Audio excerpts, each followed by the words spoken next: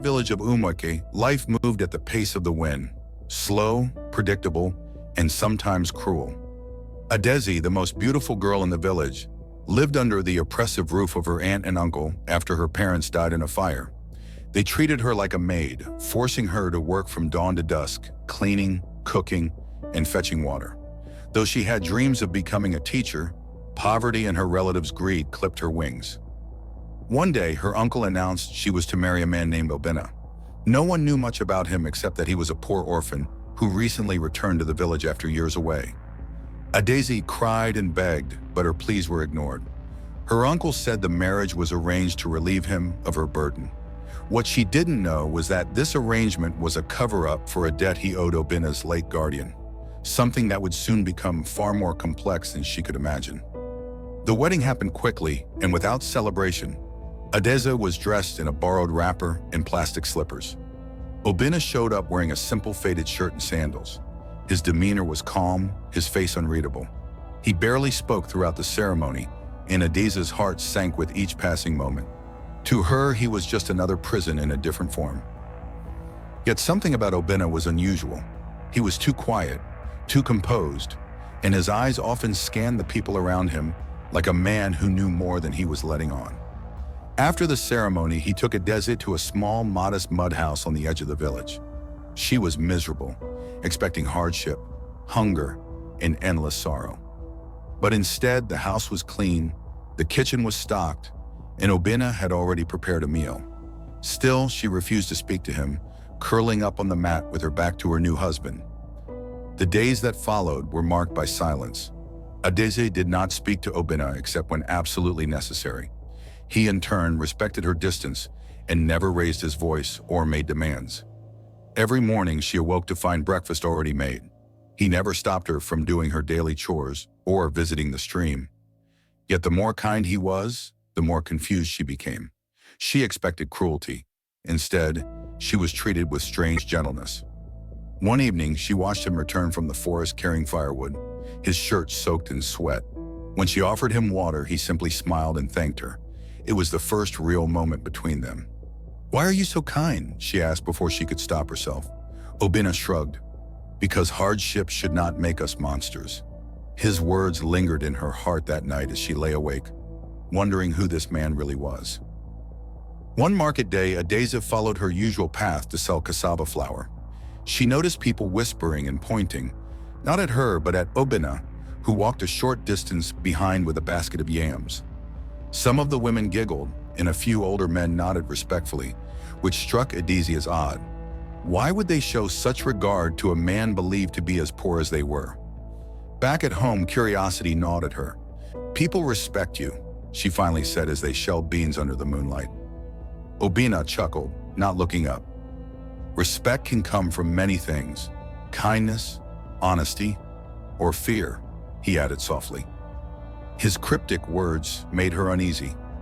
What was he hiding behind those calm eyes and quiet gestures? Adaeze began to watch him more carefully from that moment on. One afternoon, while Obinna was away, Adaeze cleaned their home and accidentally knocked over a clay pot in the corner.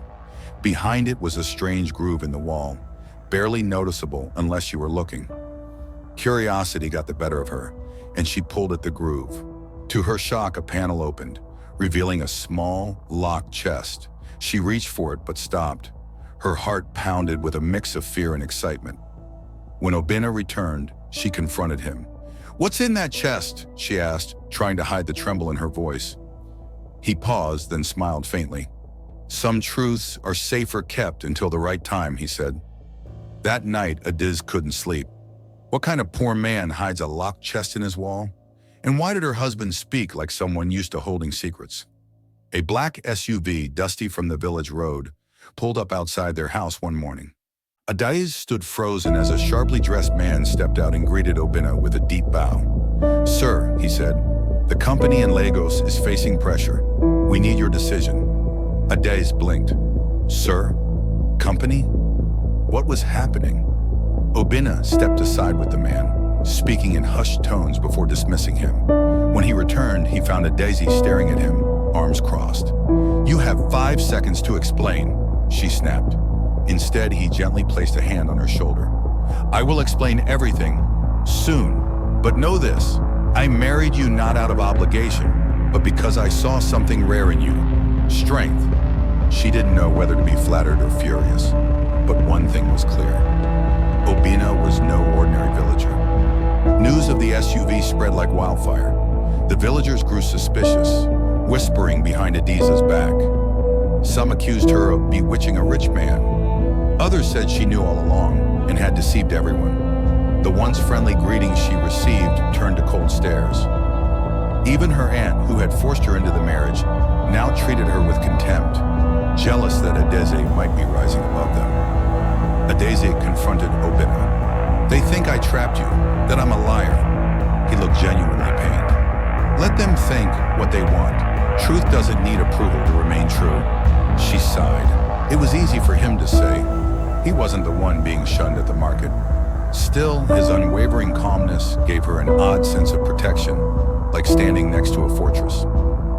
One stormy night, the wind howled through the thatch roof, and the walls shivered with every crack of thunder. Obinna brought out the chest. You deserve to know, he said quietly. Inside were bundles of Naira, foreign currency, and a diamond-studded watch. Adaeze gasped. You're rich?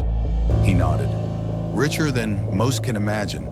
But I ran from it all. I needed to see who I was without the money, and who would love me without it.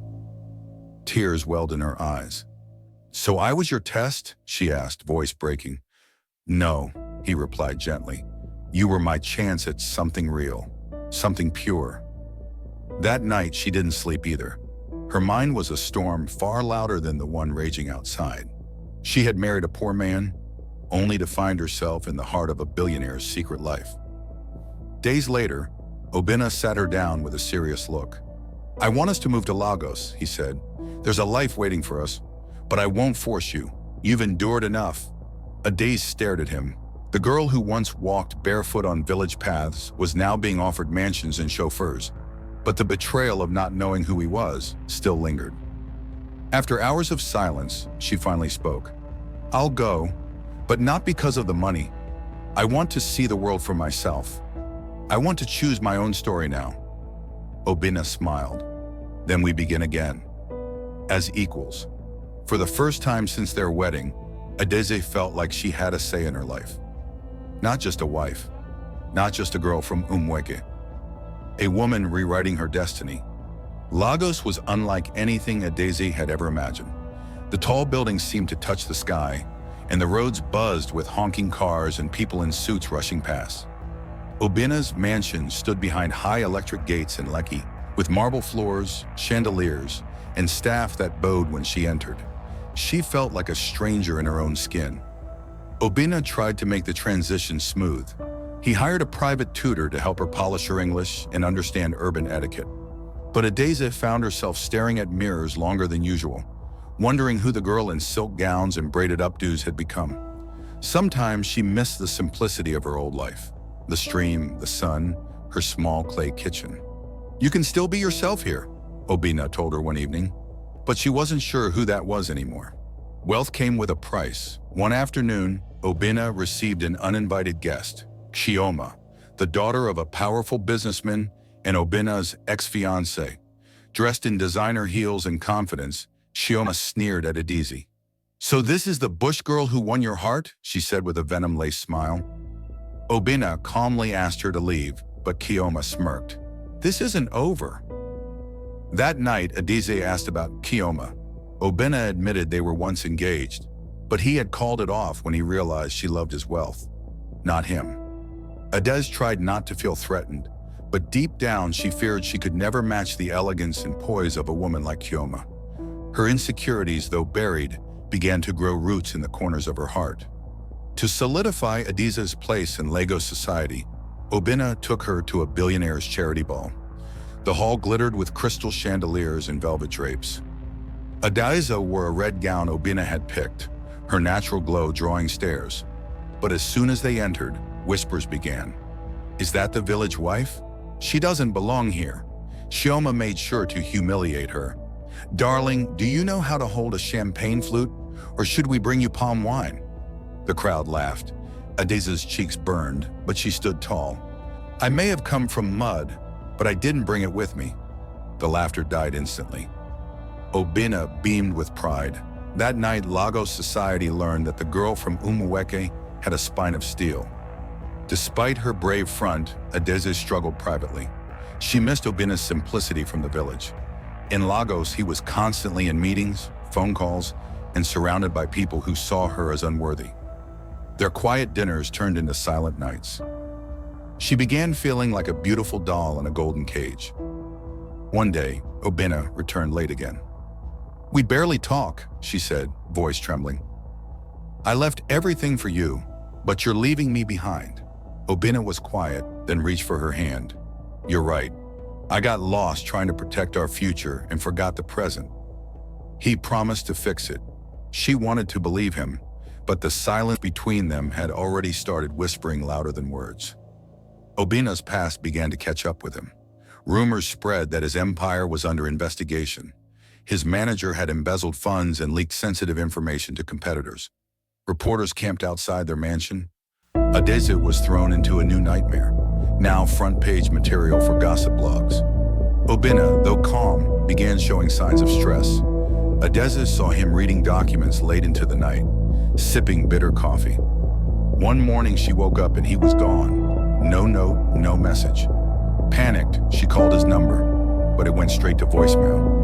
Her heart raced. What if the man she gave up her entire life for had vanished? 3 days later, a letter arrived. It was handwritten by Obinna. If you're reading this, I've gone underground to clean up the mess. I need you to trust me. If you choose to walk away now, I won't blame you. But know this, I never planned for you to suffer from my past. Tears streamed down Adeze's cheeks. She clutched the letter, her heart torn between fear and love. Everyone around her advised her to return to the village. Even her aunt called, begging her to forget Obinna and come home. But Adaeze made a choice. She would wait, not because she had nowhere else to go, but because she believed in the man, not just the money. 2 weeks later, Obinna returned, but he was different. Tired eyes, bruised ego, but victorious. He had traced the fraud, fired the entire corrupt board, and handed over evidence to the authorities.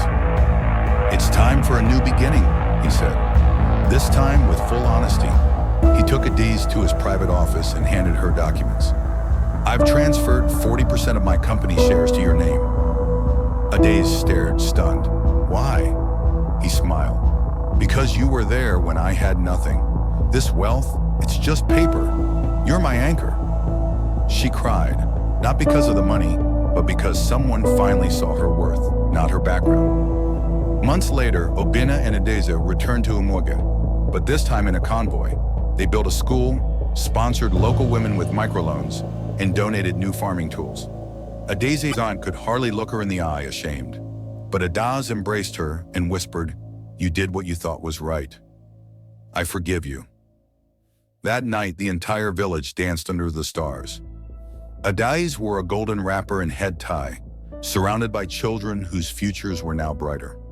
Never forget where you come from, Obinna said, holding her hand. She nodded. It's the soil where I found my roots. One evening, Adaeze received a message. It was from Kioma. We need to talk, alone. Against better judgment, Adaeze agreed. At a rooftop bar, Kioma sat waiting with wine. I hated you, she admitted, but now I admire you. You did what I couldn't.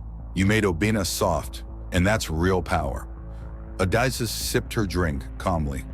Power isn't about control, it's about purpose. Kioma chuckled. You may be Bush, but you're no fool. They shook hands before parting, two women on different paths, finally at peace. Months turned to joy when Adaeze found out she was pregnant. Obinna wept when he heard the news. A new legacy, he whispered, kissing her belly. He took time off work, surprising her with a nursery, late-night cravings, and singing lullabies to her stomach. During her checkups, the doctors marveled at how strong she was. Your body was made for this, they told her.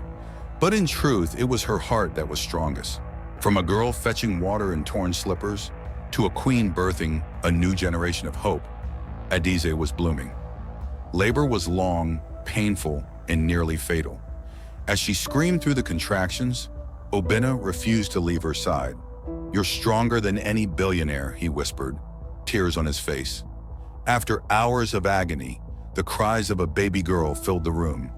They named her Ijeoma, safe journey, a name that captured every mile Adaeze had traveled, from rejection to redemption. As they cradled their daughter, Obinna whispered, "She'll know everything, how her mother turned dust into diamonds."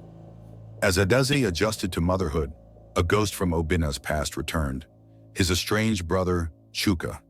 Once business partners, they had parted ways after a bitter feud over inheritance. Chuka appeared at their mansion gates with cameras, reporters, and a false lawsuit, claiming Obinna stole their late father's estate and married Adaeze as part of a power grab. Adaeze was furious. "You're doing this for money?" she asked Chuka during a tense family meeting. "No," he replied, "for revenge." Obinna remained calm, but Adaeze could see the pain behind his eyes. That night, she held him tightly. "You taught me to fight with grace. Let's show him who we are. Not with rage, but with truth." The battle would be long, but the foundation of their love was stronger than any scheme. The court case became a media frenzy. Adaeze, once mocked as a village girl, was now the poised woman who sat beside her husband every hearing. The opposition threw lies and forged documents, but Obinna's legal team, along with Adaze's calm testimony, dismantled them one by one. In a stunning turn, Adaeze presented old letters she had found in Obinna's hidden chest, proof of their father's will. The judge ruled in their favor. Outside the courtroom, Obinna turned to her and whispered, "You didn't just stand beside me. You saved me." The crowd cheered, cameras flashed, and Chuka walked away defeated. The world had just seen the strength of a woman who once had nothing. Obinna stepped back from day-to-day business, choosing to mentor young entrepreneurs. Meanwhile, Adaeze launched a foundation for rural girls, providing scholarships, vocational skills, and mentorship. She visited villages in private helicopters, but sat on clay stools to speak with girls just like she once was. One girl asked her, "How did you become this powerful?" Adaeze smiled. "I didn't become powerful. I realized I already was. No one just told me." The girl grinned. Adaze's heart swelled. She was no longer just Obinna's wife. She was now a force in her own right. Not a shadow, but a rising sun. Years later, Adaeze returned to Umueke with Ijeoma, now a curious little girl. They walked to the same stream Adaeze had once used daily. "Mommy, did you really carry water on your head?" Ijeoma asked wide-eyed. Adaeze laughed and nodded. "Yes, and barefoot too." They sat by the water, Adaeze dipping her hands into the cool current. She closed her eyes and listened to the birds, the laughter of distant children, and the whispers of her past. She had come full circle, not as the girl who was forced into marriage, but as the woman who chose love, truth, and growth. The stream had not changed, but she had, and that was enough. On their 10th anniversary, Obinna threw a private celebration. There were no cameras, no media, just a small gathering of close friends, family, and village elders. Adaeze wore a custom dress made from village Ankara fabric, her natural hair tied up like a crown. Obinna raised a toast, "To the woman who taught me that the richest man is poor without love." As fireworks lit the night sky, Adaeze stood by the balcony, holding Obinna's hand, Ijeoma asleep inside. Her eyes scanned the stars. She had once prayed for escape, for peace, for more. What she received was beyond imagination. From dust, she had risen. Not just into a mansion, but into purpose, into womanhood, into power. She was no longer just Adaeze of Umueke. She was Adaeze, the queen who bloomed where others buried her. Thanks for watching. If you enjoyed this story, hit that like button and subscribe for more timeless tales. See you next time.